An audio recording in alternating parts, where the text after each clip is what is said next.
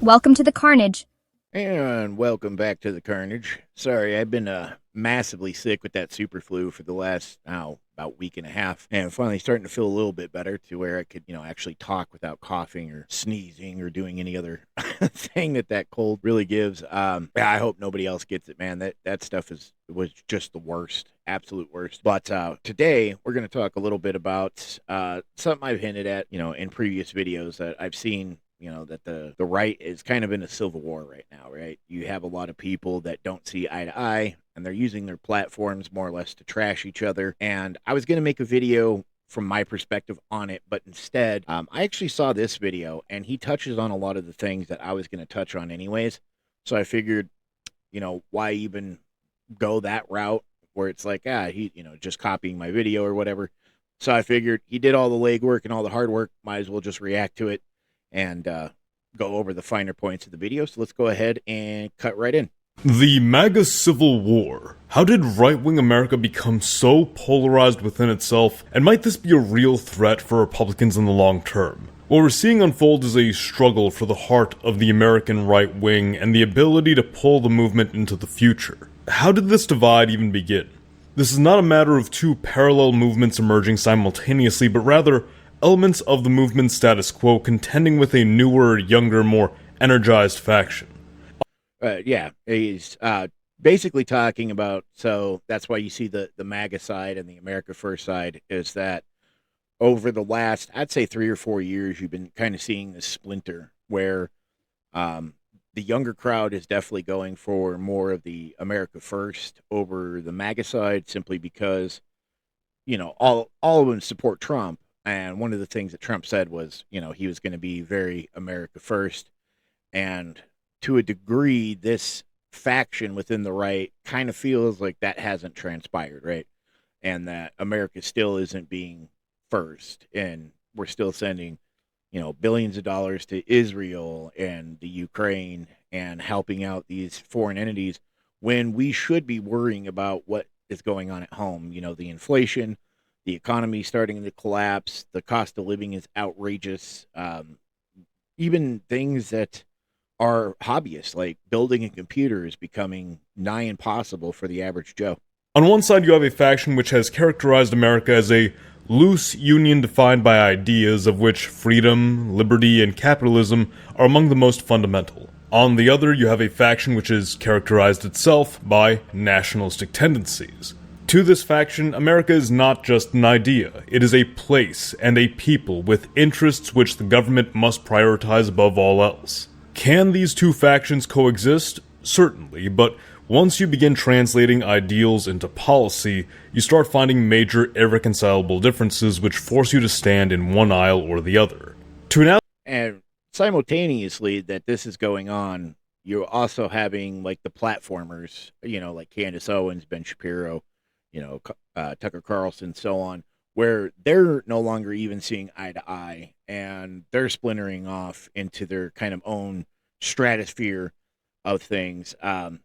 Me specifically, I've never been a huge Ben Shapiro fan, simply because I've always questioned if it came down to tomorrow, America and Israel were going to have a problem, some type of conflict, where would Ben Shapiro's loyalties lie? And I always land on he would pick Israel over America. And to me, that's just, it's just unacceptable. So, outsider looking in, this must seem a bit strange. But despite their identification and alignment with Trump, the freedom, liberty, and capitalist faction has been much too inculcated by the old neoconservative establishment. They are too married to the worldview and mindset of America, the global protector of freedom against tyranny, of America the idea, of profit over populi. This is why when Trump rose to prominence, many called him a populist. They saw him as a shift away from the elites, special interests, and big businesses to back the people instead. The younger, more radical movement took that message to heart, so much so that even Trump himself doesn't push the envelope enough at times. And many now wonder what comes next. Do we get someone who is more right-wing than Trump? Or a regression to the status quo? The word younger is important here, as this has shown itself to be a very generational issue. I was in Arizona during Turning Point USA's America Fest and spoke with several people both on the street and in the event, and virtually every young man I spoke to was on the same page. Yeah, I could already know where he's going with that. So he's probably going to say America first. I feel like most of the young people that I've spoken to definitely lean more towards that, and rightfully so.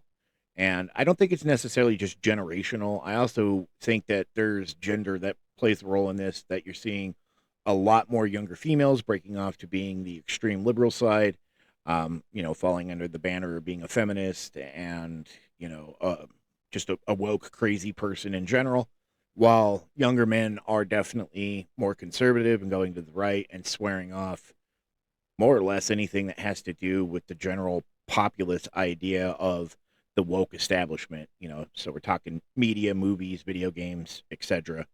And that's really the path that it's on. I do take sides. I'm a little bit towards the America First side. Yeah, certainly. I tend to lead more towards the Groypers and Nick Fuentes. And I think a lot of young people, most of the people here that are around our age at this conference, are finally waking up and realizing that they want to put America first and not actually just leave everything out in the door for everybody else to just take advantage of our generosity. Well, I tend to lean more towards the far right side, and I definitely see America First coming into power for sure. Out goes the old and in comes the new, and I think a lot of young people really care about America, and I think we're gonna do good. And I think there's a lot of hope for the country. I think if you talk to anybody here, 60-70% of the young people here, particularly the young men, are going to be believing in America First principles. I see us leaning harder on immigration policy, making that more strict. Just a more, iron fist kind of approach to fixing the country. And the problem that arises from this specifically is the left specifically has an opportunity here to wedge that position even more, where they can take the disenfranchised people from the right that feel like they're not being spoken to from the right. And if the left had any brains at all, they would seize this opportunity to shift their agenda more to the America First side to bring back the young men. However, I feel that the left has done way too much damage to their image over the last, 20 years. What will be nice, 20 years. And with that being said, I don't think that even if they were to push that agenda further for, hey, guys, you guys should come over to our side. We're going to definitely focus on America First. Overall general policies that the left would implement, I don't think would have anything to do with America First. I feel like they will always put their agenda above the country. Girls and women tended to be more unsure and even hesitant to acknowledge that there was a division in the movement. Only among older men was there a noticeable trend of outright support for status quo figures, but even then, it was nowhere near as unified as young men had been in their stance. Some even suggested that realignment needed to occur for the movement to reflect the needs of the voters. Eventually, messaging will catch up to where the people are at. I just think that some of the issues that are on stage, while there are disagreements about them, represent the maybe 3 to 5% that people disagree about in the conservative movement, and there's the other 95% that we all agree about, and I think we'll move on to that. It's like with a good football team, you got coaches bickering over philosophies on offense and defense, and the best will come out in the end. It'll purify the positions, and the cream will rise to the top. Coaches will bicker all week long about stuff, and at the end of the week, they come to the conclusion of this is what's best for our team. Right. And that's probably what's going on right now. We walk in excellence to the Republican Party, and that's what we're striving for. We are watching what could be best described as growing pains. The MAGA Civil War isn't a war at all. It's an evolution, a natural next step of the movement Donald Trump began in 2016, fully realigning the American right-wing narrative under an America First agenda. Well, I agree with that. The more or less, again, the platformers themselves, I feel, are more or less pushing that Civil War agenda, as none of them seem to be able to see eye to eye anymore. You got Candace Owens, who doesn't like Nick Fuentes. You got Nick Fuentes, who doesn't like Ben Shapiro. You got Ben Shapiro, who doesn't like anybody. It's just, it's getting worse by the week. And just recently, I'd say about 2 weeks ago, I made some videos about Candace Owens. And again, I don't have anything against her personally. I just feel that what she's doing right now and really trying to toe the line with the conspiracy theories that she's really pushing isn't doing anybody any good. But these people are still tuning in because they're glued to the drama. And I've never understood that mentality to, need this kind of drama in your life to feel, I don't know, some type of fulfillment. I don't get it personally, but I feel like the party itself isn't necessarily pushing for a civil war agenda where they're trying to split off and faction off. It's just a natural, way things are going with the evolution of the party. But I do feel like their mouthpieces and their platformers are for sure pushing that agenda. And if I was the right, I would maybe start to distance myself from some of these people. But why are younger generations so radicalized? We had a video 2 weeks ago discussing how Gen Z became far right. And the short of it is, you have a country, not even just a country, a superpower, a state we are told is the greatest on earth and the greatest ever to exist. Yet it fails to provide for the needs of its people, most importantly the youngest generations, the future of the country. When you actually look at the broader context of where American money goes when it is spent domestically, nearly 50% of the annual budget is going directly toward the oldest generations. 20 to 22% goes to Social Security. Yeah, exactly. And that's a recipe for disaster, is where you're funding the older generation. And obviously the boomers knew what they were doing when they put a lot of this, in play, right? They knew that this is how they would be taken care of in the long term. And what you're basically doing is you're sacrificing the younger generations for the old. And it doesn't make a lot of sense because eventually, in the next 10, 15 years, this generation is going to be gone.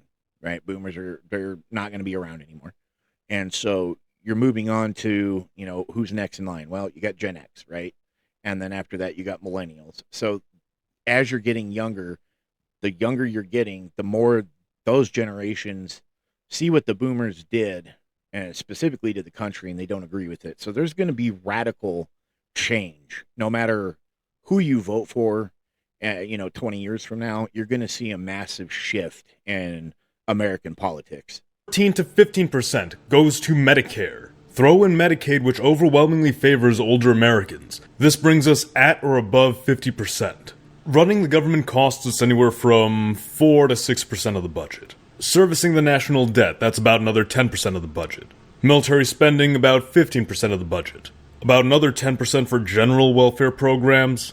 And what's left?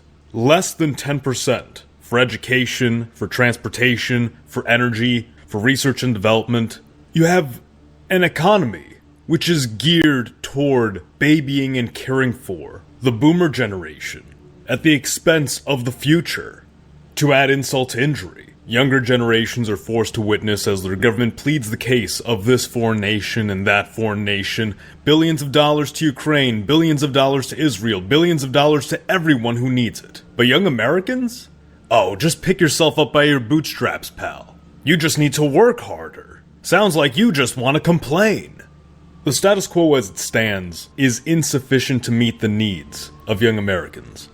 And the sad thing is that generation, because, I feel every generation is guilty of it in some sense, is that you're going based off of your experience in life, right? And so you have pinnacle moments throughout your life, milestones, if you will, that you hit, and when you hit those milestones, you look back on what it took to get you there. And I feel like most boomers have absolutely no idea whatsoever of what the world is like today for somebody who's, between 18 and let's say 45, right?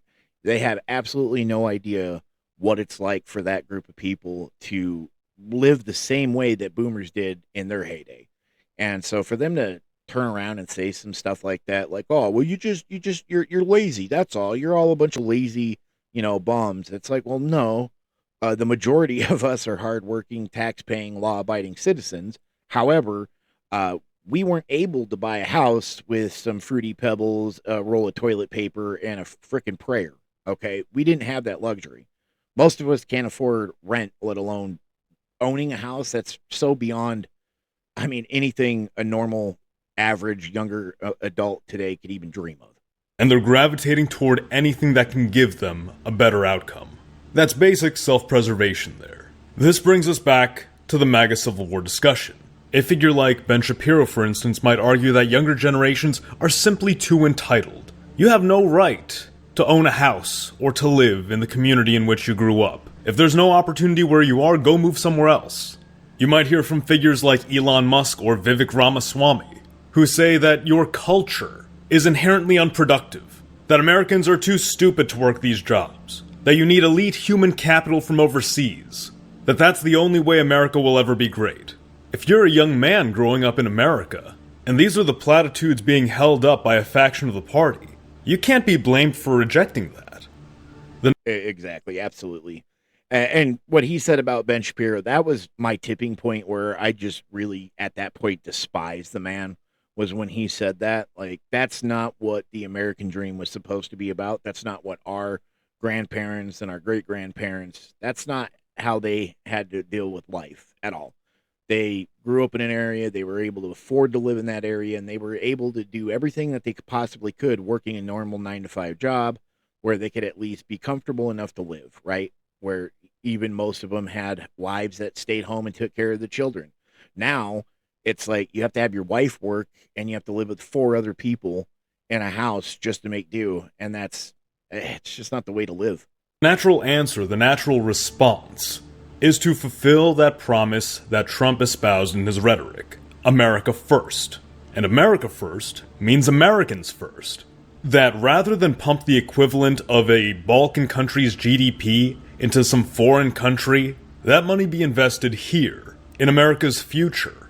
That it be utilized to provide a higher quality of life, better infrastructure, better transportation, better education, more affordable education. Generation Z, the Zoomers, are tired of being put last. And America first, that message, that promise, gives them a chance of being a priority for the very first time in their lives. Now, this isn't just generational. It's also religious. Anyone who's been with the channel for a while knows analysis of American culture, religiosity, and history is just sort of my bread and butter. When I look at the circumstances, the demographic situation of Generation Z, particularly in the religious breakdown, and compare that to past generations, it's no mystery to me why so many young Americans are willing to embrace order over liberty. This is something that fundamentally correlates with religious background, even if somebody is themselves secular. If they were raised in a certain household, or if their parents were raised in a certain household, there is a clear divergence of social priority, of a perspective on how society should be structured, depending upon whether someone comes from a high church tradition or a low church tradition. Low churches are by their nature decentralized, more scripturalist, less communitarian in a way. When you really hone in, religion defines somebody's perspective of how the world works and their sense of morality. Even if somebody leaves that faith, unless they actively try to distance themselves from it or embrace something else entirely, the remnants are still very recognizable. And when it comes to politics, this can translate to anything from libertarianism to paleoconservatism, a political worldview which is skeptical of hierarchy, skeptical of big government, but very insistent upon personal morality, especially as it's enforced within a household. Contrast this with the high churchers. High churches are far more collectivist, they lean a lot more on institutions. This translates in politics to a more activist government. A state which is not so decentralized, but one which enforces order, morality, or just in general provides for the common good. With Catholicism gaining ground within the United States, while traditional low church Protestant groups shrink, that is being reflected in this shift in policy preference among the youth. And, to touch base on that, that can obviously be a problem, right? Because in the right, more or less, the Conservative Party has always been generally about, smaller government, right? That, we don't need all of these different government branches to oversee, 15 different things. We can have one branch of government to do all of that. And while I do personally feel that that's good because I'm not a huge fan of government to begin with. Having more of it never sounds good to me. Though the younger generation is fully leaning into having everything more regulated, institutionalized. And obviously, that might seem like a good idea because that brings some type of structure and order to the chaos, right? So, overseeing regulation on, I'm just going to throw that out there, like inflation, for example, right? And the cost of living.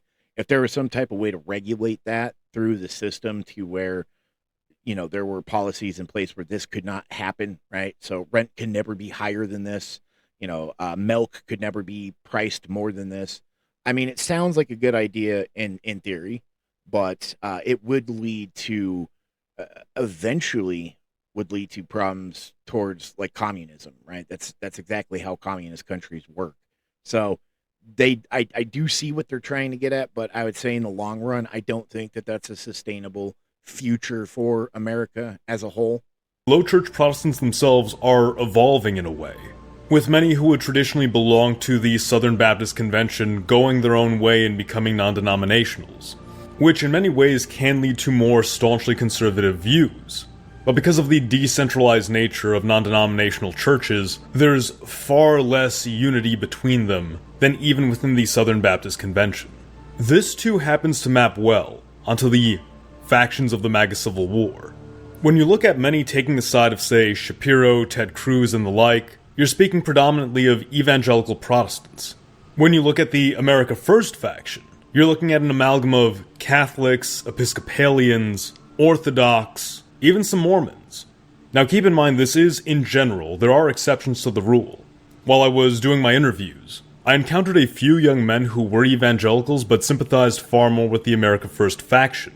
That being said, they did specify that they were not necessarily scripturalist. They were just brought up in that household. Our pal Arthur Greenwood actually had a few interesting things to say about it as well. Thanks, Dean. The MAGA movement has been broken and repaired over and over and over again. They had a split over COVID, a split over J6 in the election, a split over H-1B visas with Vivek Ramaswamy, a split over Iran this summer, and of course the split with Elon Musk.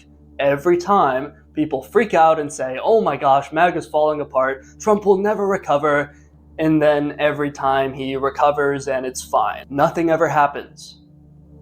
Or does it? It might become a very real divide very soon for two reasons. First, old people have an expiration date. In about 10 years, that demographic will all but disappear, and the Republican Party will look very different. A whole new generation will rise to power, and they will have very different priorities, and that's not necessarily a good thing. Two, Trump has an expiration date. Right now, he's kind of this unifying figure. Yes, we support Trump. He is our leader. We will trust the plan. They might have completely different reasons for saying that, but they all agree we are Trump supporters. But what you have to understand is that Trump is the movement. There is no MAGA. It's just Trump. When he steps down in 2028, if he steps down, all that unity will fall apart. Suddenly, the young radicals and the Fox News grandpas won't agree on a candidate, and all these ideological struggles that are kind of bubbling beneath the surface will come to the foreground, and Israel will be on the ballot. We need to be ready with a serious political project because it will basically be an ideological free-for-all, which means we have an opportunity to push our platform. But you don't start a sales pitch until you know for sure what you're selling. Are we pro-nuclear power environmentalists, or are we still going to do this whole drill baby drill thing? Do we care about the beauty of nature or not? Are cultural issues a priority, or should we maybe just drop that? Are we really going to keep doing the whole drag queen story hour thing? I mean, is that really worth it? Given all the factors at play, this was just an inevitability. So, yeah, if you want to look at it this way too, is that if I was Trump, I would make a decision now, obviously, whether or not 2028 was even feasible for you. Obviously, I would have a backup plan if I was Trump. I would maybe start to support a candidate that could kind of take up your mantle if you really do not want to see, the other party come in and kind of swoop in and start taking some of those votes as they, try to get strength around a candidate long before you do. I feel like you could kind of see how that played out for the Democrats, with Joe Biden stepping down, but not enough time for them to really rally behind Harris at all. And she just didn't have the kind of time she needed to really get a foothold in. I feel like had she had more time, maybe the outcome of that election would have been a little bit more centered. But I don't think that she would have won anyways. Quite honest with you, I really don't. But I feel like if they learned anything from this, if the right learned anything from it, they need to now start thinking about who's going to take up the mantle. Is it going to be J.D. Vance? Is it going to be somebody else? And start throwing your weight and support behind that candidate now while you have the 4 years to really build that candidate up. There was always going to be this shift, this evolution, these growing pains. But what happens over the next several months could redefine the future of the conservative movement in America. We must not rule out the risk of a party collapse. Now, what do I mean by that? In 1848, former President Martin Van Buren broke from the Democratic Party to run on his own ticket. He had no intention of winning the election, but he did so specifically to split the Democrat vote and to cost them the win. 1892, several central and western states which might have gone to the Republicans break away. 1912, Theodore Roosevelt, frustrated that he did not get the Republican nomination, splits off and runs his third party. 1948, Strom Thurmond leads a political rebellion against the Democratic Party, taking multiple southern states with him. 1968, much the same happens under George Wallace. Now you might say, what's the big deal? None of these political third parties won their elections, and in some instances the party they were trying to hurt still won out. But look at the long-term picture. Van Buren breaks away in 1848 over the issue of slavery, free soil. No success there, but just a few years later, the Free Soilers and various other factions realign into the Republican Party and defeat the Democrats. The Populists of 1892 failed to achieve a victory, but realign under the Democratic Party and put up William Jennings Bryan as their presidential frontrunner 3 times. After 1912, Theodore Roosevelt's faction of the progressive movement realigns from the Republicans to the Democrats. 1948 and 1968, you see this shift of the South away from the Democrats and eventually realigning under the Republicans. This kind of realignment is a very strong possibility for our future. If the American right-wing movement fails to gain consensus, fails to unify, you will almost certainly have a situation where, regardless of which faction wins out and dominates, there will be a subset of the voter base, say 10% of the Republican voter base, on either side, who will protest the presidential candidate of either faction. You reach a point of non-compromise. This faction will float for a while, and then based on what happens to the Democrats, whether they choose to lean more on the side of Clinton-style third-way pro-capitalist policy, or more progressive but non-interventionist policy, they may well stand a chance of realigning that broken faction from the Republican Party under their own banner. And so you will have a party of freedom and liberty and capitalism. Yeah, and we kind of saw this just recently, other than what he brought up. So when Bernie Sanders ran against Clinton for the primary, he won, right? I mean, more or less everybody supported Bernie outside of the traditional Democratic, old guard, who obviously stole that from Bernie. And then you saw a lot of the people who were disenfranchised with what happened to Bernie. They completely left the Democratic Party, and they kind of started their own thing where it was more of a populist type, regime. And then those same people, just a few years later, went and voted for Trump. And now you saw a bigger portion of them in this last election vote for Trump. So can it happen again? Absolutely. Would we see it maybe this time with, America First not feeling like they're under the Republican banner? It's tough to say, but I still do believe that the Democratic Party has hurt their image so bad that they would need damn near a miracle at this point to become in the public eye where the party itself looked like it was healing and it was getting away from the far left liberal ideas and the woke and, all the crazy. I don't think that could happen between now and the next election myself. Maybe 10 years, possibly we're looking at that, but we'll see. On one side, and you will have a party of big government, nationalism, and economic progressivism on the other. In either case, this political transformation was inevitable. America will always go through cycles like this. But through these periods of turbulence and change, it always comes out stronger. Thank you all for watching. Be sure to like the video if you enjoyed it and subscribe for more. I will leave the link to this video in my description. I would like to shout out Monsieur Z for making the video. He touched on a lot of the same things I was planning on touching on. Again, was just super sick with that super flu and didn't have it in me to too much of anything for about a week and a half. I do hope everybody had a great Christmas. I hope everybody's going to have a great and safe New Year. Thank you guys for watching. I hope to see you all on the next video.